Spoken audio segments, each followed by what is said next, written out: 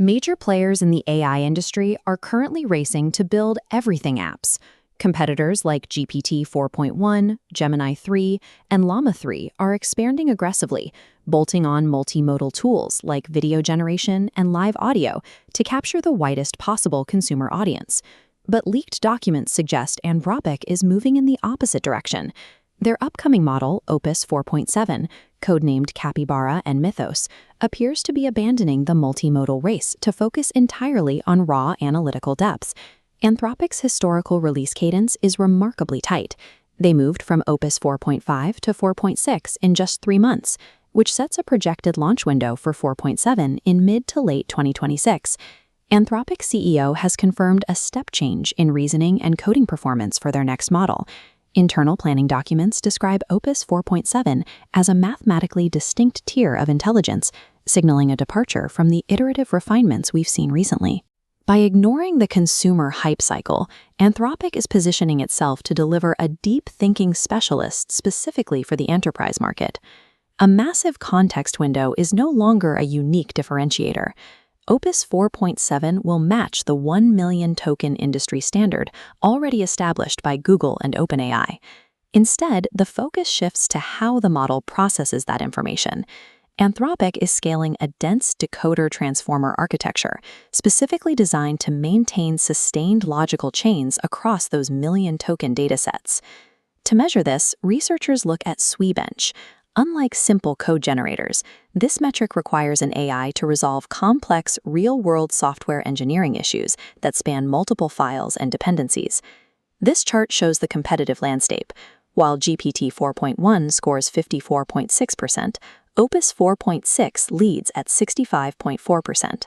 The leaked Capybara documents indicate Opus 4.7 will exceed these scores by large margins, suggesting a significant leap in multi-step logic and PhD-level scientific reasoning.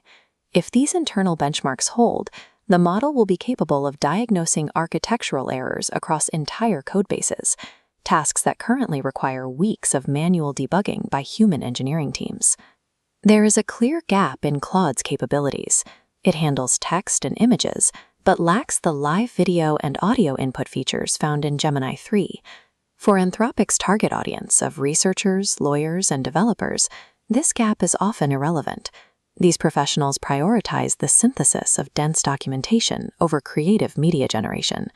However, for creators who do need those visual tools, the AI landscape is currently a fragmented and expensive mess of isolated subscriptions.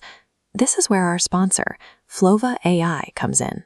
It puts over 20 top-tier models, including Sora 2, Kling 3.0, and Midjourney, under one roof, controlled through a single conversation.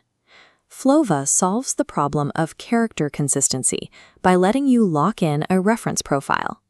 This ensures your subject remains the same across every shot, eliminating the visual drift typical of the AI lottery.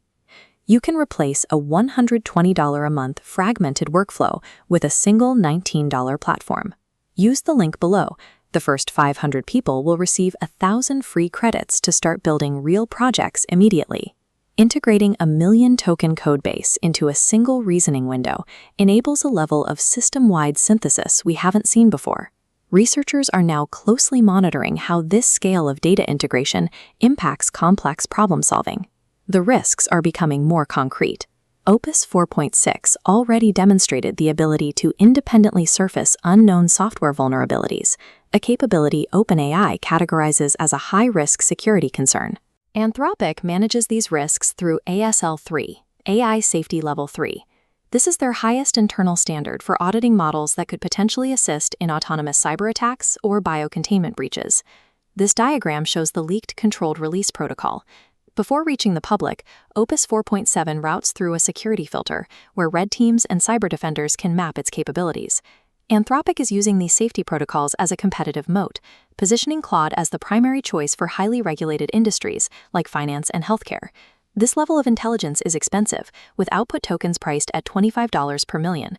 However, Anthropic is mitigating these costs through prompt caching, which can reduce the overhead for large-scale repetitive enterprise tasks by 90%. These memory tools enable a coordinator mode. In this setup, Opus 4.7 acts as a central hub, autonomously delegating subtasks to a swarm of smaller, more cost-effective AI worker agents. Anthropic's core thesis is clear. They want Opus 4.7 to be the central analytical brain for corporate infrastructure, rather than a consumer-facing multimodal tool. This leaves us with one final question. As the capability gap between these models shrinks, who wins the enterprise war? The multimodal generalist or the ruthlessly contained specialist? Let us know what you think in the comments.